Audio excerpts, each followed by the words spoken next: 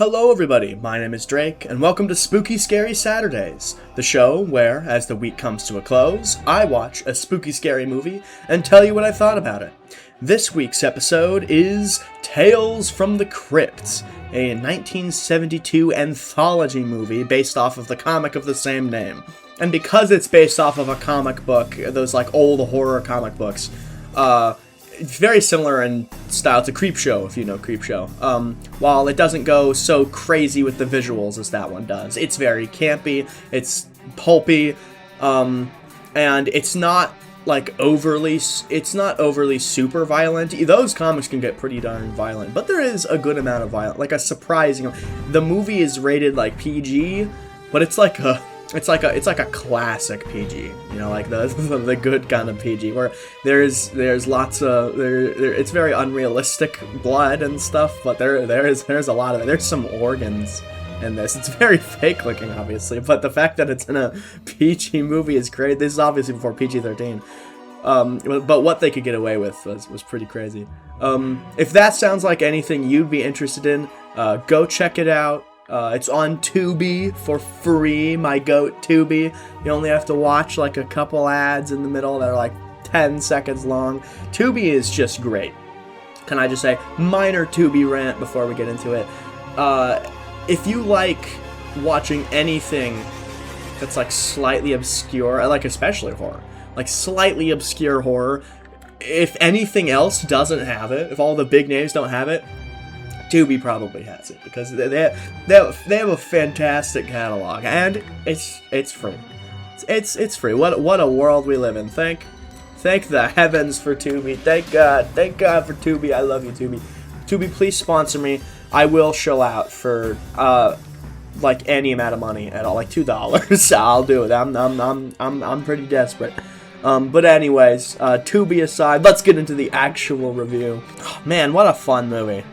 That's true. This is just a fun time. That's really the core of this, is all of these kind of over the top, sillier elements, like these premises. The premises are really good. A lot of these, like the joy I get out of them is just from realizing what the concept is for the first time. You know, the first segment is woman commits a murder, then has to avoid getting murdered by a home intruder. That in it's like during Christmas too. That in and of itself is like great. That's great. I'm bought in just from hearing what the concept is. I'm already engaged. The enjoyment comes from the discovery of what the concept for each segment is. That's where a lot of it comes from. If I had to pick a favorite out of any of the segments, maybe the first one. The first one is really good, with the evil Santa Claus. I just think it's set up very nice. I think has a lot of cool shots, like she's looking down from above the stairs and we see the dead body in the living room lying down on the floor. The presence of like the Christmas music in the background being really the only like orchestration in the entire segment.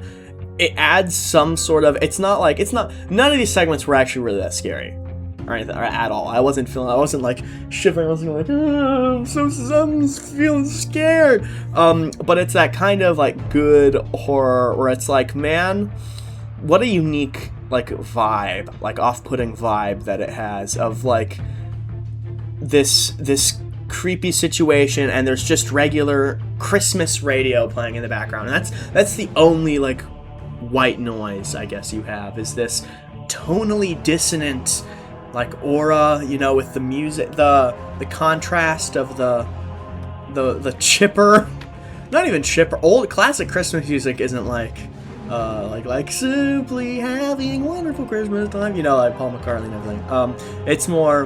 It's got a more interesting, it's not somber, but you know, it's like operatic, you know, it's cool, like choral music.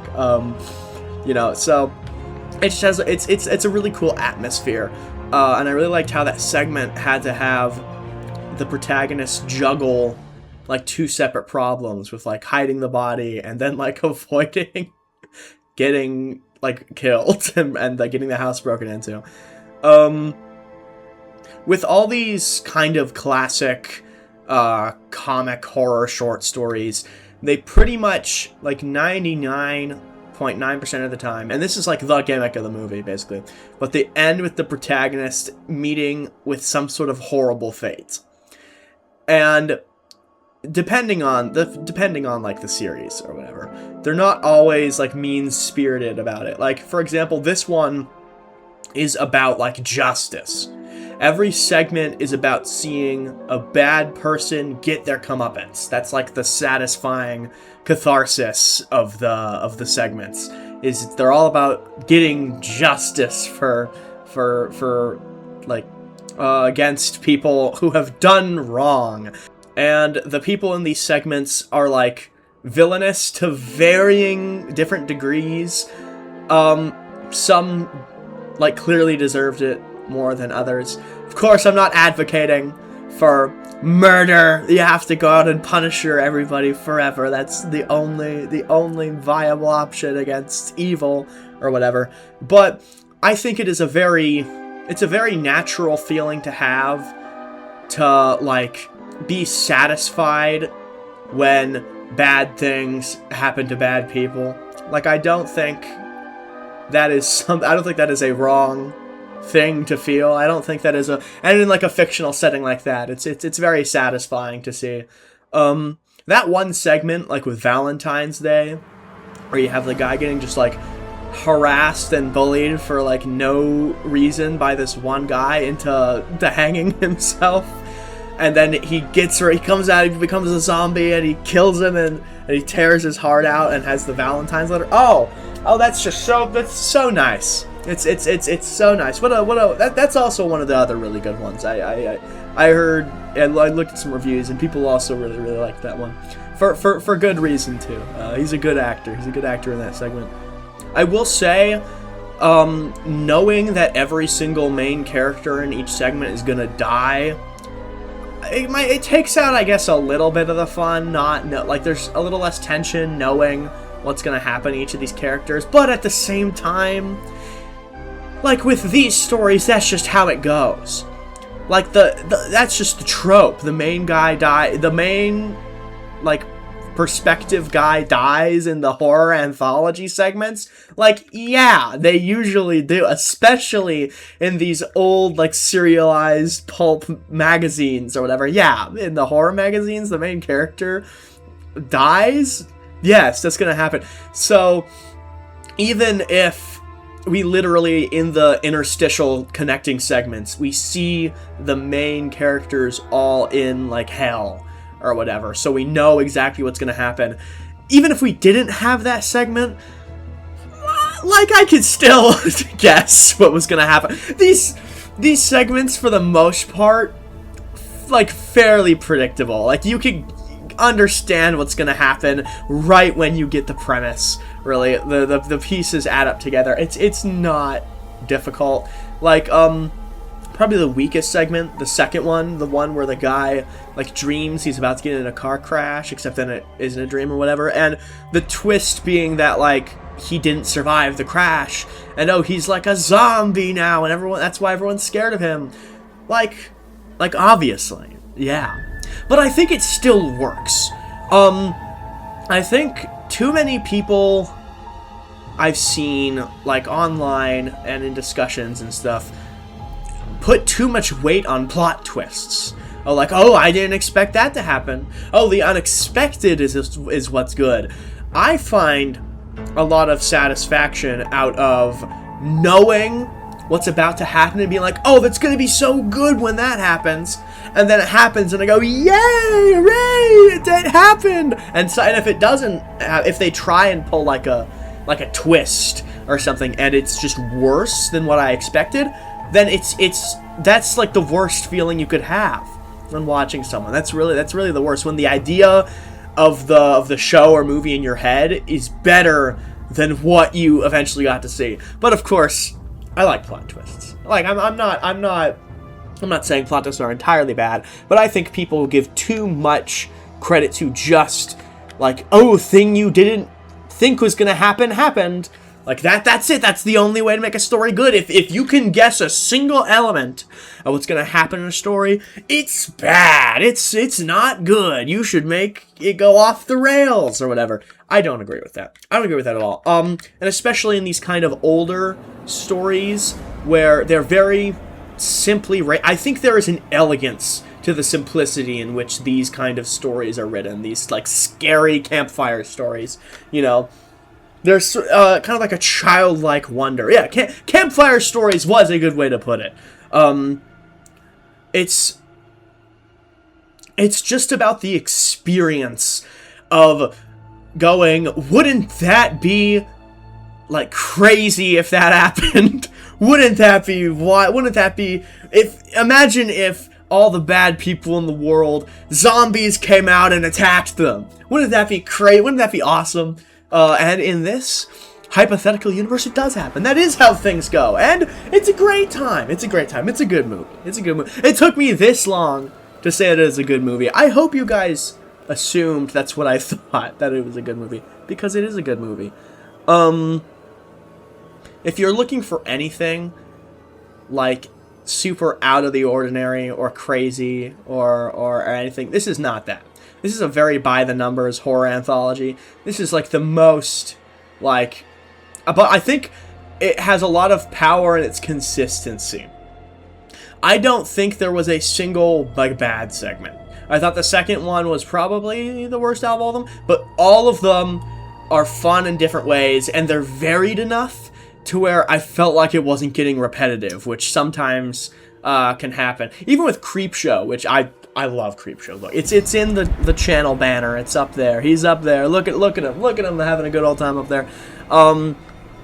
Even in Creepshow, there are like 2 segments in Creepshow where like a zombie, like a person a guy killed, like comes back to life and like takes revenge against that guy. Which, as I even said, that happens in this movie too.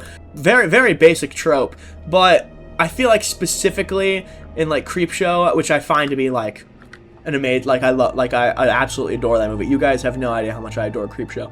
But I can even, there are flaws in everything. Even something I consider to be like a 10 out of 10, awesome, fantastic, fun, great old time movie. I don't think any single movie on planet Earth is perfect. I really don't. And in Creepshow, it's like 2 segments are kind of repetitive. But even it's still fun there. Anyways, we're not making this a Creepshow review, but I think it is important to add because they're both horror anthology, like old horror anthologies based off of comics. So I think that's important to say. I kind of brought it up earlier, but this is like a bloody movie. Like, this movie's PG. It's like bright red paint blood. It's the most unrealistic blood you could possibly have. But I feel like that also adds a lot of style to it. I like that kind of blood in like movie. That kind of it feels like it adds character to the scene. It's its own like stylistic flair. You know, and some crazy stuff happens. Like there's like a beating severed heart in this movie, and this is PG. This was your video game E10 plus equivalent. This is for 10-year-olds supposedly, with parents' guidance, of course. I guess some 10-year-olds watch stuff like this. As a kid, I wasn't really allowed to watch like very violent stuff. The most I would watch like horror movie like compilations and stuff on YouTube and stuff. I would kind of LARP being into horror movies. You know, I would just like watch summaries of movies and stuff. And I remember when I found like Watch Mojo videos on like top 10 like saw traps or whatever. That was like I thought I was watching like something like illegal or something, not literally, but it was like that was like the craziest thing to me. That was like I'd never seen anything that gory in my life before. It completely changed my brain chemistry. I think being exposed less to horror like violence as a kid only made me more curious and like it more as I got older. So that kind of backfired, I guess. Anyways, there's like crazy stuff happens to people in this movie. That segment with like the monkey's paw or whatever, where I think it's very fun. Just again, the premise is very fun. It's oh, they get 3 wishes, they can use 3 wishes, but the characters in the movie are aware of the story of the monkey's paw, so they're actively trying to, like, get around it, but they still end up messing up anyway, in the craziest way possible. What an insane ending to that segment. That segment where it ends with the guy, and he's immortal now, but he still feels pain, and so the embalming fluid in him, as he's, like, his corpse is like, he's in constant pain, and he tries to hack him up and cut him apart, but he can't die ever, and his, like, guts are everywhere. They're very ungory. It's just like a pile of, like, animal parts, but insane. What a deranged thing to have in a PG movie. That's like an insanely depressing ending. Was that guy a bad guy in that segment? I don't remember the beginning of that segment. I'm recording this a bit after I watched the movie, so it's not fresh off the dome or anything. I hope so, because that was the worst fate to befall any of these characters in these segments. What a crazy segment that was. I liked the last segment a lot too, with like the blind people, and then they set up like an elaborate like saw trap with like razors, hallways, and stuff for their like abusive caretaker.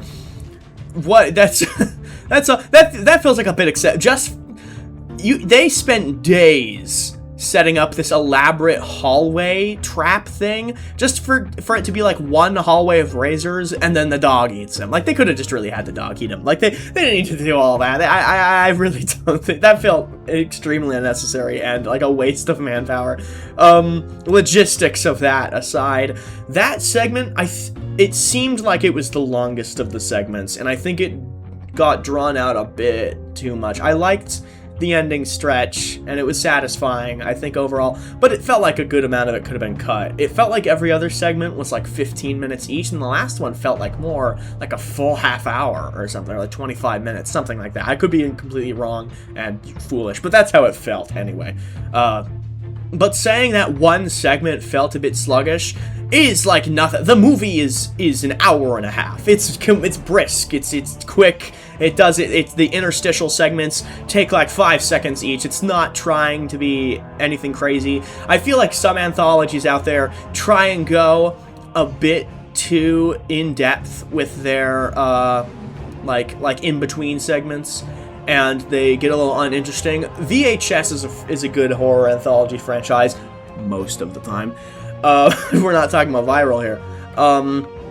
But I feel like sometimes they just go way, like they put too much time into the interstitial segments, and they end up being kind of boring. And I'm just like, can we just get to the next VHS? I don't need a reason as to why these VHSs are being played. Just slot them in the slot.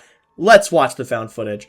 But yeah, not the best anthology I've ever seen in my life, but it was good. It was good. It was up there in the good tier of anthology movies. Trick or Treat's a good horror anthology. That one's also good, along with Crypt. VHS 2 is really good. I'd say this was better than like VHS 1. It's kind of VHS like, what was it, 94?